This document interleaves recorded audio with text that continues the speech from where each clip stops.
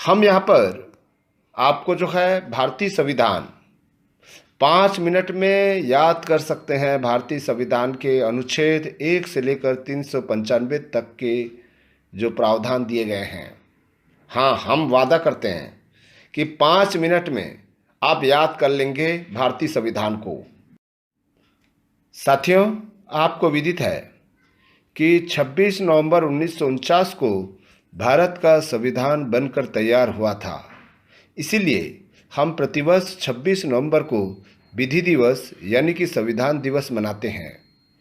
हम law order and civil rights YouTube channel संविधान से संबंधित समस्त जो तथ्य हैं उनको हम वीडियो के माध्यम से आप तक जानकारी पहुंचाएंगे।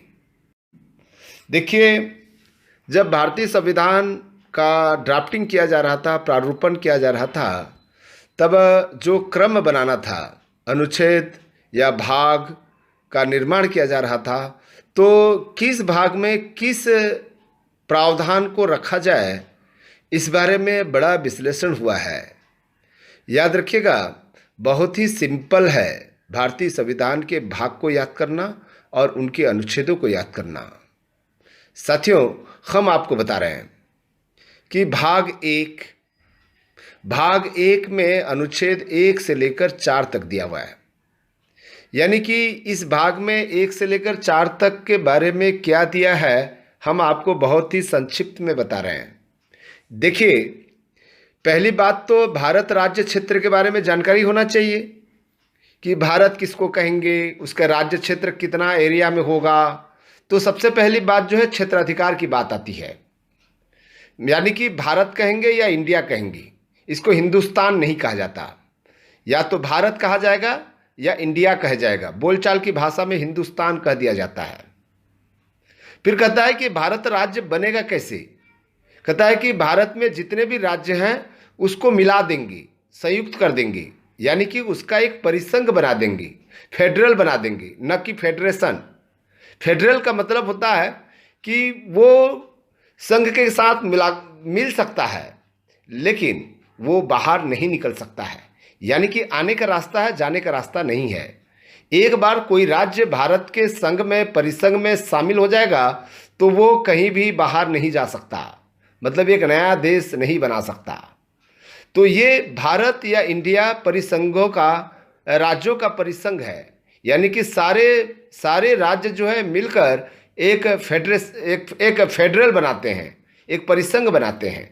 इसलिए कहता है सबसे पहले क्षेत्राधिकार की बात आया। जैसे अनुच्छेद 2 में स्पष्ट रूप से उल्लेख है कि अब बात उठ रही है कि राज्यों का पुनर्गठन, मतलब कितने राज्य हैं भारत और या इंडिया में, तो उसका अनुसूची 1 जो दिया हुआ है उसके बारे में ये अनुच्छेद 2 में दिया हुआ है कि देख भैया, यहाँ पर 2 प्रकार के हमारे पास में है। एक तो जो है स्वतंत्र राज्य है और एक केंद्र शासित राज्य है। यानी कि स्वतंत्र राज्य में 29 राज्य हैं और 7 केंद्र शासित राज्य है। उसकी सूची जो है, अनुसूची 1 का जो विवरण है वो अनुसूची 2 में दे दिया गया है। फिर उसके बाद में आता है कि अनुच्छेद 3, मतलब राज्य का निर्माण करेगा कौन, संसद करेगा। यहाँ पर अनुच्छेद 4 कहता है कि मान लीजिए अनुच्छेद 2 और 3 के अंतर्गत यदि हम नया राज्य का निर्माण करते हैं तो ये न समझा जाए कि 368 के अंतर्गत हमने उसको संशोधन कर दिया है। तो इसलिए जो पहला भाग है वो भारत के राज्य क्षेत्र से संबंधित है। यानी कि भारत के राज्य क्षेत्र क्या है, भारत के राज्य क्षेत्र 29 राज्य है और 7 केंद्र शासित राज्य है। ये चीजें जो है, मतलब राज्य बढ़ते घटते रहेंगे, मतलब राज्यों का पुनर्गठन हो सकता है। 29 राज्य के जगह में 30 राज्य हो सकता है, 40 राज्य हो सकता है, 50 राज्य हो सकता है, या केंद्र शासित राज्य जो है 7 के बदले में 5 हो सकता है, 8 हो सकता है, 9 हो सकता है। तो ये जो दायित्व है वो संसद को है। इसलिए भाग 1 में भारत के राज्य क्षेत्र के बारे में विवरण दिया गया 1 से लेकर 4 तक। और फिर दूसरा भाग आता है। दूसरा भाग जो आता है वो हम कहते हैं कि नागरिकता से संबंधित है। अब भैया, जो भारत के राज्य क्षेत्र में है उसमें निवास कौन करेगा, उसमें रहेगा कौन, तो नागरिकता रहेंगे, नागरिक लोग होंगे। भारत का नागरिक होना पड़ेगा आपको। भारत में यदि रहना है स्थायी तौर से तो आपको नागरिक होना पड़ेगा। भारत राज्य क्षेत्र में नागरिक होंगे, दूसरा भाग जो आता है, पहला भाग भारत राज्य क्षेत्र, उसका जो दूसरा भाग है कि उस भारत राज्य क्षेत्र में रहने वाले नागरिक, यानी कि नागरिकता आपको लेना पड़ेगा। तो नागरिकता कैसे प्राप्त होता है? एक तो नागरिकता जन्म से नागरिकता प्राप्त होगा। यहाँ पर मतलब भारत में 26 जनवरी 1950 को या उसके पश्चात जो भी जन्म भारत में लेगा, और भारत में कैसे जन्म लेगा? जो भारत के नागरिक प्राप्त माता पिता होना चाहिए, ये कह रहा है। दूसरा तरीका क्या है? प्रव्रजन, माइग्रेट होके आ सकता है।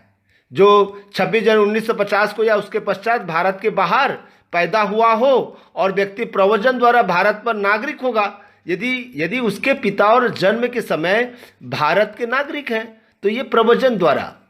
फिर उसके बाद में तीसरा रजिस्ट्रेशन करा के आ सकता है, मतलब कई दूसरे देश का आदमी है, यदि भारत में नागरिकता चाहिए तो रजिस्ट्रेशन चाहिए, या फिर उसको जो है देशीकरण द्वारा नागरिकता प्राप्त होगा, यानी कि भारतीय नागरिक अर्जित करके, मतलब इस तरह से। और जो है राज्य क्षेत्र में मिल जाने से नागरिकता हो जाएगा। मान लीजिए भारत में नेपाल मिल गया तो नेपाल के जितने भी नागरिक होंगे भारत का नागरिक कहलाएंगे।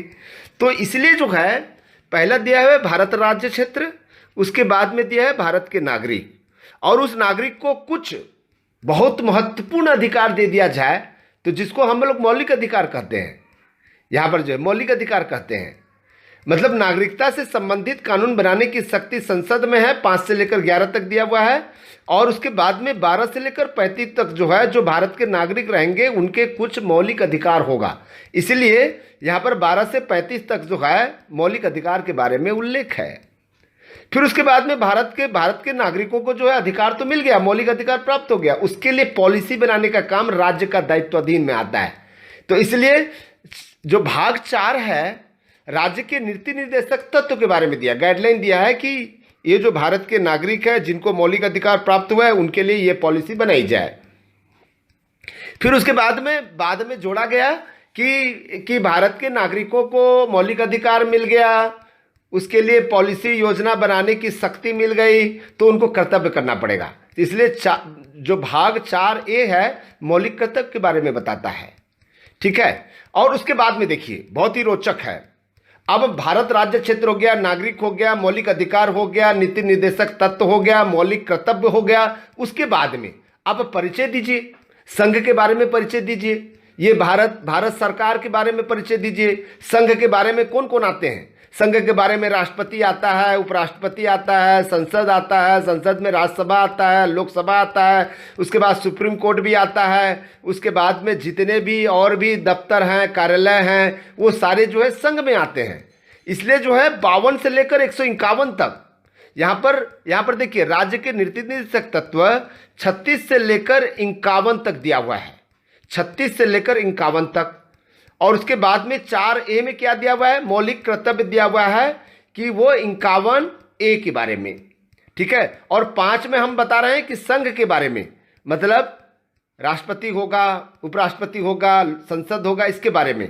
तो कहाँ से कहाँ तक दिया हुआ है? 52 से लेकर 151 तक, 52 से लेकर 151 तक, ऐसा बोलिए 52 से लेकर 151 तक। 52 का एक कम कर देंगे क्योंकि अनुच्छेद बढ़ रहा है, तो इसलिए 52 से लेकर 151 तक का जो बारे में दिया हुआ है वो भारत सरकार के बारे में दिया है। भारत सरकार में राष्ट्रपति भी आ जाते हैं, पूरा सेंट्रल के बारे में दिया हुआ है। फिर उसके बाद में 152 से लेकर 237 तक, 52 को जोड़िए, 52 को जोड़ते हैं तो 5 और 2 को करते हैं 7 होता है। यहाँ पर 237 तक राज्य के बारे में दिया हुआ है। छत्तीसगढ़ राज्य, गुजरात राज्य, इसके बारे में दिया है। वहाँ पर कौन होगा? राज्यपाल होगा, वहाँ के राज्य के विधानसभा होगा, विधान परिषद होगा, वहाँ के मंत्री परिषद होगा, इसके बारे में दिया हुआ है। कहाँ से दिया हुआ है? 152 से लेकर 237 तक। और फिर उसके बाद में 3 प्रकार का आता है, राज्य, संघ राज्य क्षेत्र आ जाएंगे, केंद्र शासित राज्य आ जाएंगे। 7 प्रकार के जो केंद्र शासित राज्य हैं उसके अंतर्गत जो मुख्य कमिश्नर होंगे या आपका जो है डिप्टी गवर्नर होंगे या वहाँ पर जो है प्रशासक होगा, है, तो ये राज्य क्षेत्र का, इसका मतलब है केंद्र शासित राज्य के बारे में दिया है 239 से लेकर 242 तक। 239 से 242 आपको ऐसे याद करना है।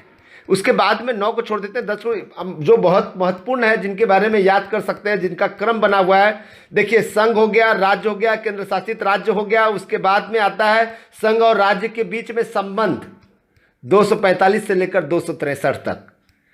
ठीक है। उसके बाद में जो आईएएस आईपीएस ऑफिसर जो काम करेंगे, यानी कि संघ राज्यों के अधीन सेवाएं करने वाला काम 308 से लेकर 323 तक।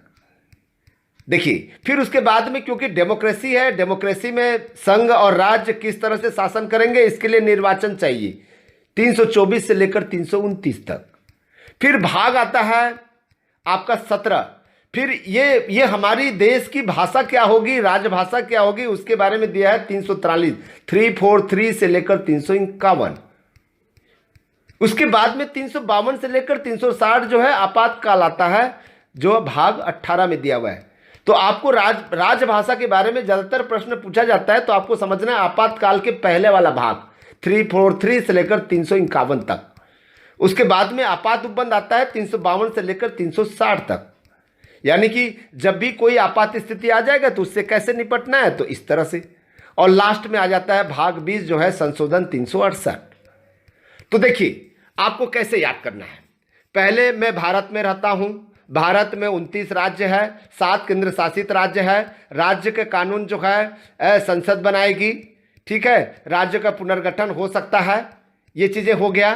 फिर उसके बाद में भारत में मैं नागरिक प्राप्त हूँ, मैं नागरिक हूँ, इसको 5 से 11 तक दिया हुआ है। मुझे मौलिक अधिकार प्राप्त है, मेरे लिए राज्य सरकार जो है पॉलिसी बनाती है, मैं अपना मूल कर्तव्य निभाता हूँ। उसके बाद में मेरी अपनी खुद की संघ है, संघ से तात्पर्य राष्ट्रपति है, उपराष्ट्रपति है, संसद में राज्यसभा है, लोकसभा है, मंत्रिपरिषद है।